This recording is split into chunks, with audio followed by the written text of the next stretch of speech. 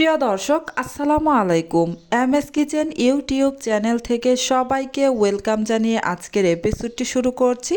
আমার আজকের এপিসোডে থাকছে সিম আলু দিয়ে শুটকি রান্নার রেসিপি। এখানে আমি 250 গ্রাম পরিমাণ সিম ও 10 থেকে 12টি দেশি আলু কেটে ধুয়ে পরিষ্কার করে নিয়েছি। এই রান্নাটা করার জন্য চুলায় একটা প্যান বসিয়ে গরম করে এতে আমি হাফ কাপ পরিমাণ সয়াবিন তেল দিয়ে গরম হওয়া পর্যন্ত অপেক্ষা করব। এই তো তেল গরম হয়ে গিয়েছে। এবার আমি এতে 2টি মিডিয়াম সাইজের পেঁয়াজ ও 1টি রসুন বড় সাইজের একসাথে পেস্ট করে তারপর দিয়ে দিলাম। এবার আমি এতে দিয়ে দিচ্ছি কাচকি মাছের কিছু শুটকি। আমি আমার প্রয়োজন মতো নিয়ে নিয়েছি। আপনারা আপনাদের পছন্দ মতো শুটকি এখানে অ্যাড করতে পারবেন।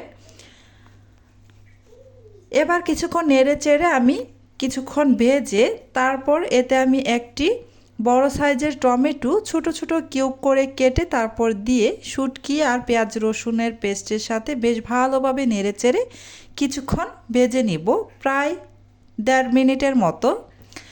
এই তো কিছুক্ষণ পর আমি ভেজে নিয়ে এতে স্বাদ মতো লবণ, 1.5 চা চামচ মরিচের গুঁড়া, 1 চা চামচ হলুদের গুঁড়া আর হাফ চা চামচ করে এখানে জিরা ও ধনিয়ার গুঁড়া একসাথে মিক্স করে 1 চা চামচ হবে দিয়ে দিলাম। এবার নেড়ে চেড়ে মিশিয়ে নিচ্ছি।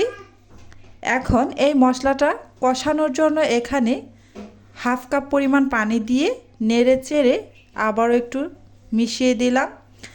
এখন আমি এই মশলাটা কষিয়ে নিব, সেজন্য ঢাকনা দিয়ে ঢেকে দিচ্ছি। ফিরে আসছি মশলাটা কষিয়ে নেওয়ার পর। এই তো কিছুক্ষণ পর আমি ঢাকনাটা খুলে নিয়েছি, আবারও একটু নেড়ে চেড়ে দিচ্ছি।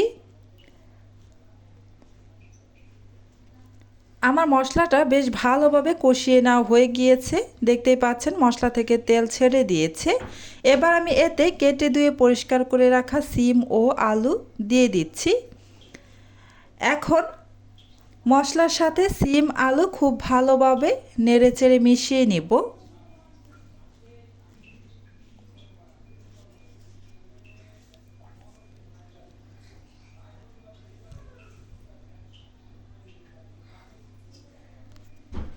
খুব ভালোভাবে নেড়ে চেড়ে মিশিয়ে নিয়ে এবার আমি ঢাকনা দিয়ে ঢেকে সিম আলু কষিয়ে নিব।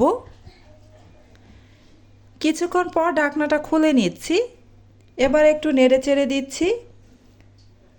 এখনও ভালোভাবে কষিয়ে নেওয়া হয়নি, আমার আরও কিছুক্ষণ কষিয়ে নিতে হবে। তাই আবারও একটু নেড়ে চেড়ে ঢাকনা দিয়ে ঢেকে অপেক্ষা করব আরও কিছুক্ষণ সময়।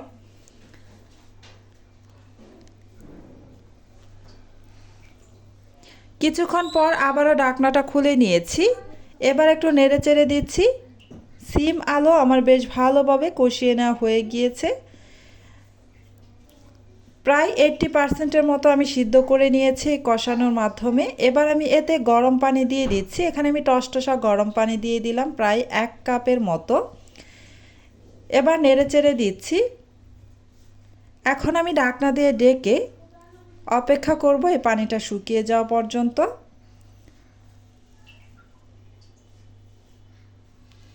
কিছুক্ষণ পর ঢাকনাটা খুলে নিয়েছি, দেখতেই পাচ্ছেন পানিটা একেবারে শুকিয়ে গিয়েছে। এই শুটকি রান্নার ক্ষেত্রে পানিটা একেবারে শুকিয়ে নিলেই আমার কাছে খেতে বেশি ভালো লাগে। আপনারা যদি চান একটু ঝোল রাখতেও পারেন। এই তো আমার শুটকি রান্নাটা কমপ্লিট হয়ে গিয়েছে। চুলাটা আমি বন্ধ করে দিয়েছি, এবার নামিয়ে নিব। আমার আজকের এই রেসিপিটি আপনাদের কাছে কেমন লেগেছে কমেন্ট করে জানাবেন, একটি লাইক দিয়ে দিবেন। আজকের মতো এখানেই বিদায় নিচ্ছি। আপনারা অনেক বেশি ভালো থাকবেন, সুস্থ থাকবেন। আসসালামু আলাইকুম ওয়া রাহমাতুল্লাহি ওয়া বারাকাতুহু।